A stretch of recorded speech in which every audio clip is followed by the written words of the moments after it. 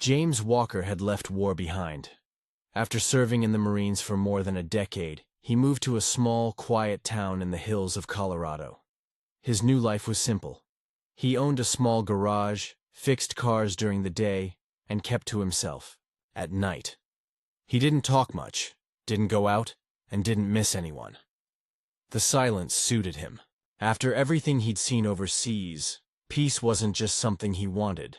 It was something he fought to protect, even now. But all of that changed one rainy afternoon. She walked into his garage without knocking, soaked from head to toe, barefoot, with dirt on her feet and a bruise on her cheek. James had seen people in bad shape before, wounded soldiers, scared civilians, but there was something different about this woman. She didn't flinch when he looked at her. She didn't cry. She just stood there and said, "I need a place to hide, just for an hour." Her voice was soft, but her eyes were sharp, like she was still scanning for danger. James didn't ask questions. He nodded and pointed to a wooden chair in the corner of the garage.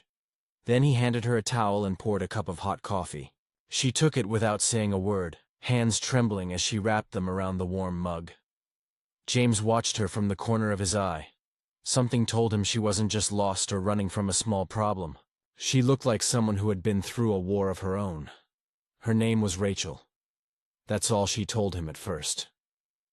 The rain stopped after an hour, and she left without saying much else.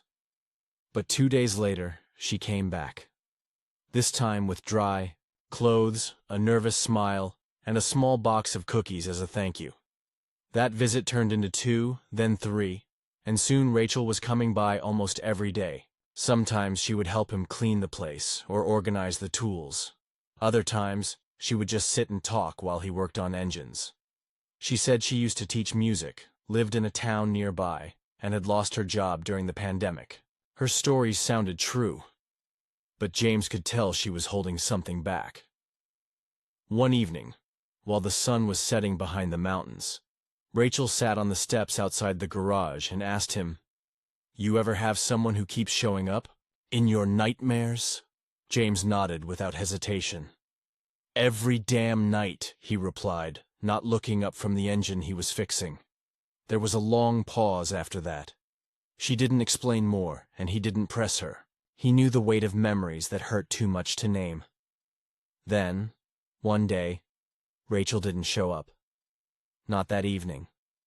Not the next one either. 4 days passed, and James tried not to worry. But deep down, he was.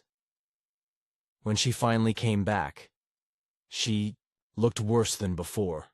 Her lip was swollen, her arm had a fresh bruise, and her eyes looked more tired than ever. She didn't offer an excuse this time.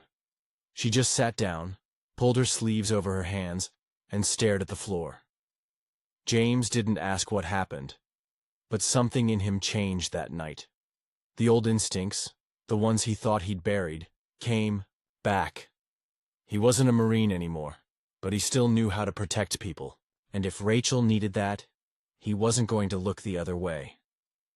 The tension in James's quiet life was about to explode. One chilly Saturday night, the small town's only bar was buzzing with the usual crowd. James hadn't planned to go out, but something made him step inside. His eyes quickly found Rachel sitting alone in a corner booth. She didn't look safe. A tall man with a leather jacket stood too close to her, blocking her from leaving. James felt a knot tighten in his stomach. He recognized that look, the kind of threat that doesn't need words to be understood. James walked over slowly, every muscle ready. The man glanced at him and sneered. "This isn't your business, cowboy," he said, his voice low but hard. James kept his eyes locked on the man, trying to measure just how dangerous he really was. "It is now," James replied calmly. The tension was thick enough to cut with a knife. Suddenly the man shoved Rachel roughly, and James didn't hesitate. The fight started fast and brutal. Glasses smashed on the floor. Chairs were pushed aside. James took a hard punch to the ribs but kept moving. He wasn't going to let this man hurt Rachel again. The man fell to the ground, and the room fell silent except for heavy breathing and broken glass crunching underfoot. Rachel was shaking, her face pale but relieved. James offered her his hand to help her up and said, "You're not going back with him." She looked at him like she wanted to believe it, but fear still flickered in her eyes. Then, almost in a whisper, she said, "You don't know who he really is." That sentence sent a cold shiver down James's spine. After that night, Rachel finally started to open up.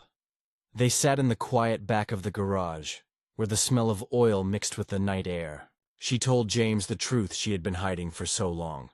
The man in the leather jacket was Grant Walters.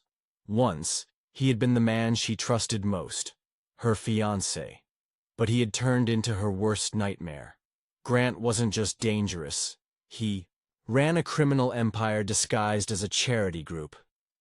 They did terrible things: trafficking, smuggling weapons, bribing officials. Rachel had tried to fight back, to expose Grant's crimes. She had reported him to the police, but the system was broken. Her own safety became the price she paid for trying to do the right thing. "They told me to disappear," she said, her voice barely above a whisper, or worse. She had been running ever since, moving from town to town, never staying long, never trusting anyone. James listened quietly, feeling the weight of her words. He understood running. He had run from battles, from ghosts in his mind, and from a past that never let him go. But what Rachel had faced was different. It was personal, cruel, and dangerous in a way he couldn't fight with just muscles and grit. Still, looking at her, he made a silent promise. "I don't scare easy," he said, "and I don't run. Not anymore." The look in his eyes was steady, the kind that told Rachel she wasn't alone anymore. She could stop running, for now, but peace didn't come easy. The danger followed them like a shadow. James saw the black SUV parked across the street more than once. The feeling of being watched crept in, slow and cold. Then one night, fire broke the quiet. Flames swallowed the back of James's garage, licking the sky with angry orange tongues. He barely got Rachel out in time, coughing and shaking as they watched everything burn. She cried, "I'm so sorry." But James shook his head. "You don't apologize for surviving," he said, steadying her. "We fight back." James knew this wasn't just about keeping Rachel safe anymore. It was about stopping Grant and his empire for good. He reached out to an old friend, an ex-Marine turned U.S. Marshal, who had the power and skills to help them bring down the criminal network. Rachel agreed to help, even if it scared her. She put on a wire to secretly record conversations while James waited nearby, ready to step in. When the time came, danger was close. Grant tried to force Rachel into a van, desperate to keep his secrets safe. But James was quicker. His voice was calm, but firm. "Back away from her. It's over." The showdown was tense. For a moment, it felt like everything could fall apart. But the police arrived just in time, and Grant was arrested. Rachel's courage and James's strength had finally put an end to the nightmare that had haunted her for so long. In those weeks after, the town slowly healed. Rachel gave her testimony, strong and brave, despite the fear she still carried inside. James stood by her side, a steady presence she could count on. Together, they faced the future, scarred but hopeful. They both learned something important. Sometimes running away is not the answer. Sometimes standing your ground, trusting someone, and fighting for what's right is what saves you in the end. After Grant's arrest, life slowly began to change for James and Rachel. The fear that had hung over them like a dark cloud started to lift, but the scars left behind were not so easy to erase. Rachel still struggled with trust and nightmares, and James saw the pain hidden behind her smiles. He didn't rush her. Instead, he gave her space and patience, proving with every small gesture that she was safe now. They spent quiet evenings together in the garage, fixing cars or sharing simple meals, the calm moments stitching their lives back together. Rachel started teaching music again, offering lessons to kids in town, finding a new purpose that gave her hope. James watched her blossom in ways he hadn't thought possible. It was more than just survival. They were starting to build something real, something lasting. One evening, as the sun dipped low behind the mountains, James and Rachel sat on the porch, wrapped in blankets against the cool air. Rachel looked up at him and said quietly, "You know, I never thought I'd let anyone in again. But with you, it feels different." James smiled, his heart steady with the truth he felt deep inside. "You don't have to hide from me," he said. "We both carry ghosts, but we don't have to let them control us." The moment was simple but powerful. Two broken people slowly healing, learning that love wasn't about perfection. It was about choosing each other, day after day. Just when things seemed to settle, a letter arrived that shook their new peace. It was from a lawyer representing Grant's victims, people who had suffered because of him. The letter said the trial would continue, and Grant's powerful allies were trying to silence witnesses and manipulate the system to get him free. Rachel's voice trembled as she read it aloud. "They're not done. This nightmare isn't over." Fear tried to creep back in, but James reached out and took her hand. "We face it together. No more running." It was a promise and a challenge. The fight for justice was far from over, but this time they wouldn't be alone. The trial was tense and long. Rachel had to face her past in court, reliving painful memories in front of strangers. James was there every day, a solid rock of support, watching her with pride and fierce protectiveness. At one point, during a heated exchange in the courtroom, Grant's lawyer tried to discredit Rachel, twisting her words and questioning her character. Rachel's eyes welled with tears, but James stood and spoke up, his voice calm but strong. "She's telling the truth. I've seen it all. Don't try to scare her or anyone else who wants justice." The courtroom hushed.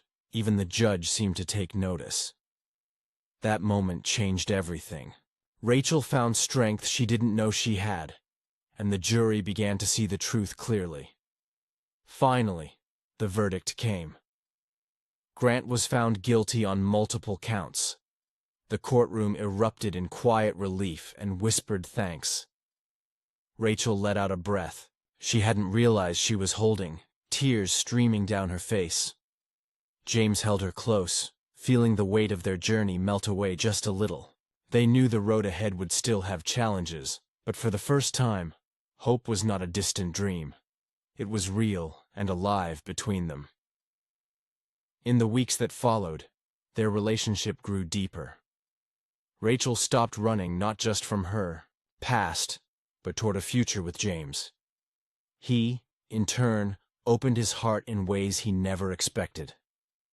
Together, they found peace not because the world was perfect, but because they chose to face it side by side. They learned that love wasn't a shield from pain, but a source of strength to keep going when life gets hard. Their story was not about heroes or villains, but about ordinary people fighting for hope, trust, and a second chance. On a quiet night, James and Rachel sat on the porch again. The stars shone bright overhead, and the world felt still and full of possibility. Rachel leaned her head on James's shoulder and whispered, "Thank you for staying, for fighting, for believing." James kissed her forehead gently. "I never stopped believing in you, and I never will." In that moment, they understood the deepest truth of all. Sometimes the greatest battles are won not with guns or fists, but with hearts brave enough to love and trust again. Their story, full of pain and courage, left a lesson for anyone listening. Life may bring darkness, but it also brings light, if you dare to stand, to fight, and to love. And sometimes, saving a star system isn't about battles in space, but the battles we face inside ourselves and the people we choose to save along the way.